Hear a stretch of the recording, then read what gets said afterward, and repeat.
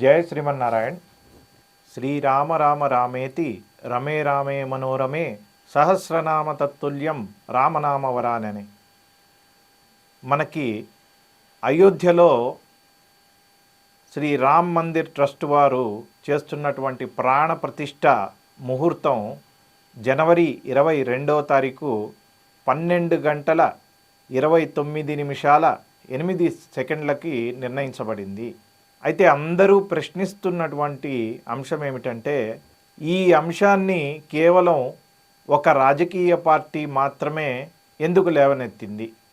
ఈ రాజకీయ పార్టీ మాత్రమే నిర్ణయం తీసుకొని ఈ రామ్ లల్లా లేదా బాలరాముడి విగ్రహ ప్రతిష్ఠ వాళ్ళు అధికారంలో ఉన్నప్పుడు చేయడం ఎలా సంభవించింది అని. దీనికి మనం పూర్తిగా జ్యోతిష్యం మీద ఆధారపడాల్సి వస్తుంది. మనం బీజేపీ పార్టీ యొక్క ఆవిర్భావ దినోత్సవాన్ని తీసుకొని ఆ రోజు జాతకం కనుక చూసినట్లయితే, బీజేపీ పార్టీ ఏప్రిల్ 6వ తారీఖు 1980 సుమారు 11:45 ఆవిర్భవించింది. ఈ సమయంలో ఉన్నటువంటి జాతక చక్రాన్ని కనుక మనం చూసినట్లయితే, మిథున లగ్నము, తృతీయంలో శని, కుజ, గురు, రాహు యొక్క కలయిక, షష్టమ స్థానంలో చంద్రుడు, నవమ భావంలో బుధుడు, కేతువు యొక్క యుతి, దశమంలో సూర్యుడు, ద్వాదశ భావంలో శుక్రుడు. ఇది బీజేపీ పార్టీ ఆవిర్భవించినటువంటి తేదీ రోజు లేదా బీజేపీ జన్మ జాతకం అని మనం చెప్పొచ్చు. మనం చూసినట్లయితే వీరి జాతకంలో, ఈ పార్టీ జాతకంలో గురువు వక్రి అయి కర్కాటక రాశి మీద దృష్టి సారిస్తున్నారు. గురువు యొక్క దృష్టి నవమ భావం మీద కూడా ఉంది. అక్కడ బుధుడు, కేతువు కలిసి ఉండడం, ఇంకా దశమంలో ఉన్నటువంటి సూర్యుడు వీరికి బాగా కలిసి వచ్చేటువంటి అంశం. అయితే ఈ బీజేపీ జన్మ జాతకాన్ని మనం ఎందుకు చూడాలి అంటే, వీరి జన్మ లగ్నానికి తృతీయంలో ఉన్నటువంటి గురువు సప్తమ దశమాధిపతి అయి తృతీయంలో ఉండి ద్వితీయ భావాన్ని మన నాడీ జ్యోతిష విధానంలో వీక్షిస్తున్నారు. దీని కారణంగా శ్రీరాముడి జన్మ లగ్నము ఏదైతే కర్కాటక లగ్నం ఉన్నదో, దానికి బీజేపీ పార్టీకి వీరి జాతకంలో కొంత సారూప్యత ఉన్నది, గత కర్మ సంబంధం అనేటువంటిది ఉన్నది అని మనం భావించవచ్చు. బీజేపీ పార్టీ జాతకము శ్రీరాముని యొక్క జన్మ జాతకంలో కొన్ని పోలికలు ఉన్నాయి అని మనం చెప్పొచ్చు. ఈ పోలికలే గత కర్మ అని కూడా మనం భావించవచ్చు. అందుకని బీజేపీ పార్టీకి శ్రీరాముడికి విడదీయలేనటువంటి ఒక బంధం ఏర్పడింది. ఇది కేవలం జ్యోతిష్ శాస్త్ర విశ్లేషణ మాత్రమే. ఇక్కడ మనం బీజేపీ పార్టీ యొక్క జన్మపత్రికని, శ్రీరాముని యొక్క జన్మపత్రికని రెండూ పరిశీలించినచో వీటి మధ్య ఉన్నటువంటి బంధం అనేటువంటిది మనకు అర్థమవుతుంది. కనుక ఇది పూర్తిగా కాకతాళీయం, ఇది భగవంతుడు నిర్ణయించింది అని మనం భావించాలి. కేవలం మనం సంకల్పం చేసుకుంటే సరిపోతుందా అండి? సరిపోదు. ఆ స్వామి సంకల్పించాలి, మనల్ని దానికి సంబంధించి, ఆ కార్యానికి సంబంధించి ప్రోత్సాహము, ఉత్సాహము అన్నీ కూడా స్వామి మనకి ఇవ్వాల్సింది. ఇది కేవలం ఒక రాజకీయ అంశంగా దీన్ని మనం భావించకూడదు. ప్రతి ఒక్కరూ కూడా సంతోషంగా ఈ యొక్క ప్రతిష్టలో పాల్గొనాలి. ఒకవేళ ప్రత్యక్షంగా పాల్గొనలేకపోతే మనకి టీవీ ఛానళ్ళలోనూ అన్ని చోట్ల ఇది లైవ్ టెలికాస్ట్ చేయబడుతుంది. అందులో చూసి మీరు ఆనందించండి. మనం మన సంప్రదాయంలో రామావతారానికి ఎక్కువగా ప్రాధాన్యత ఇస్తూ ఉంటాం. దీనికి కారణం ఏమిటి? ఎందుకంటే మత్స్య కూర్మో వరాహశ్చ నారసింహశ్చ వామనః రామో రామశ్చ కృష్ణశ్చ బౌద్ధః కల్కిదేవచ. మహావిష్ణువు యొక్క అవతారాలన్నిట్లో ప్రథమంగా ఒక మనిషిగా వచ్చినటువంటి అవతారము శ్రీరామావతారం.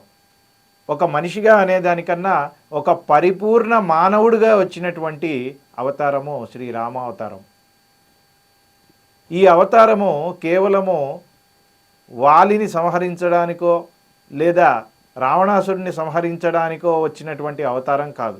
వారిని సంహరించడం అనేటువంటిది ఈ అవతారంలో ఒక భాగం మాత్రమే. అసలు రామావతారం వచ్చిందే ఒక పరిపూర్ణ మానవుడు ఏ విధంగా ఉండాలి అనేటువంటిది మనకి తెలియజేయడానికి. ముందుగా మనం శ్రీరాముణ్ణి పితృవాక్య పరిపాలన అనేటువంటి ఆదర్శాన్ని చూపినటువంటి వ్యక్తిగా అభిమానిస్తాం. తండ్రి ఎటువంటి వాడైనప్పటికీ కూడా పూజనీయుడే అని శ్రీరాముడు తన అవతారంలో చాటి చెప్పారు. ఇక స్త్రీల విషయానికి వస్తే శ్రీరాముడు కౌసల్యతోటి ఒక ముఖ్యమైన విషయం చెబుతాడు. స్త్రీకి భర్తే పరమదైవం. స్త్రీ ఎటువంటి వ్రతాలు పూజలు దాన ధర్మాలు చేసినా సరే భర్తని సేవించకపోతే ఆమెకి నరకమే ప్రాప్తిస్తుంది అనేటువంటిది ఆయన ఈ అవతారంలో చెప్పడం జరిగింది. ఒక దుర్మార్గురాలైనటువంటి స్త్రీ పట్ల ఏ విధంగా వ్యవహరించాలి అనేది కూడా మనం శ్రీరామాయణంలో చూస్తాం. శత్రుఘ్నుడు మందరని సంహరించడానికి ఖడ్గం తీయగా భరతుడు శత్రుఘ్నుడిని వారించి శ్రీరాముడు ఇటువంటి చర్యలను సమర్థించడు అని చెప్పి చెప్పడం జరుగుతుంది. ఇంకా ముఖ్యమైనటువంటి విషయం మనం తెలుసుకోవాల్సింది ఏంటంటే సోదరుల పట్ల శ్రీరామునికి ఉన్నటువంటి ప్రేమ. భరతుడు సైన్యాన్ని తీసుకొని వస్తూ ఉంటే లక్ష్మణుడు, అన్నయ్య భరతుడు మన మీద దండయాత్రకి వస్తున్నాడు అని చెబితే శ్రీరాముడు ఒక మందహాసంతో అలా కాదు లక్ష్మణ అని చెప్తాడు. అలానే లక్ష్మణుడు యుద్ధంలో మూర్ఛపోతే శ్రీరాముడు రోధించడం అనేటువంటిది మనం చూస్తాం రామాయణంలో. ఆయన భ్రాతృప్రేమ అనేటువంటిది చాలా గొప్పది. ఇక భార్య అయినటువంటి సీతాదేవి పట్ల ఆయనకున్నటువంటి ప్రేమ మనం ఇంకే విధమైనటువంటి అవతారంలోనూ మనం చూడలేం. శ్రీరాముని జీవితంలో మనం ఇంకొక ఆదర్శాన్ని చూస్తాం. ఆయన ఏకపత్ని వ్రతుడు. తన తండ్రి అయిన దశరథుడికి కౌసల్య, సుమిత్ర, కైకేయి అని 3 భార్యలున్న శ్రీరాముడు మాత్రం ఏకపత్ని వ్రతుడే. ఆయన ఈ ఆదర్శాన్ని కూడా తన జీవితంలో చూపించడం జరుగుతుంది. శూర్పణఖ వచ్చి సీత ఏ విధంగానూ అందంగా లేదు, నువ్వు నన్ను పరిణయమాడు, నాతో కలిసి సుఖించు అని ప్రలోభపెట్టడానికి ప్రయత్నం చేసినా ఏ విధంగానూ ఆయన ప్రలోభానికి లోనుకాడు.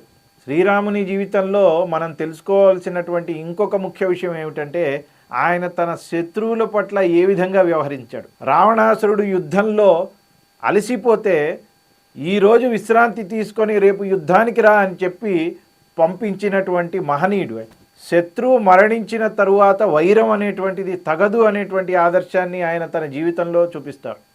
వాలి మరణించిన తరువాత వాలి అంత్యేష్టి జరిపిస్తారు ఆయన.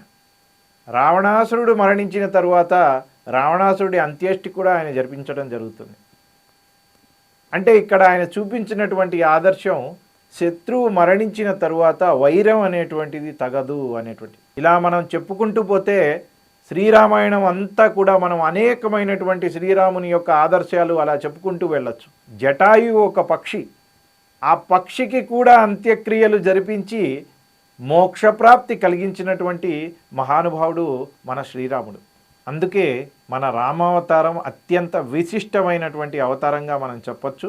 మనం రమ్మన్నా కూడా అందరూ వచ్చి ఈ కార్యక్రమంలో పాలు పంచుకోలేరు.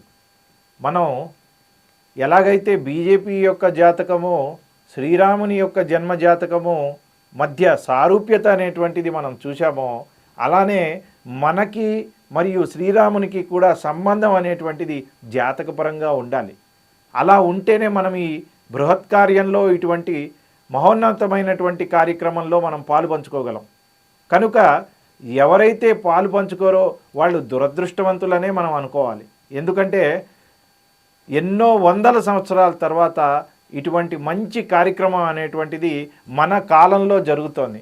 దాన్ని మన కళ్ళతో చూసి ఆనందిద్దాం. శ్రీరామ రామ రామేతి రమే రామే మనోరమే సహస్రనామ తత్తుల్యం రామనామ వరానని. నేను గతంలో శ్రీరాముని జన్మపత్రికని ఆంగ్లంలో విశ్లేషించి ఉన్నాను. అయితే అది మరొక్కసారి ఈ ఛానల్ ద్వారా త్వరలో మీ ముందుకు తీసుకువస్తాను. శ్రీరాముని జాతకంలో ఉన్నటువంటి అనేకమైనటువంటి యోగాలు, ఆయన అవతారానికి సంబంధించినటువంటి విశేషాలు మనం అందులో తెలుసుకుందాం. జై శ్రీమన్నారాయణ.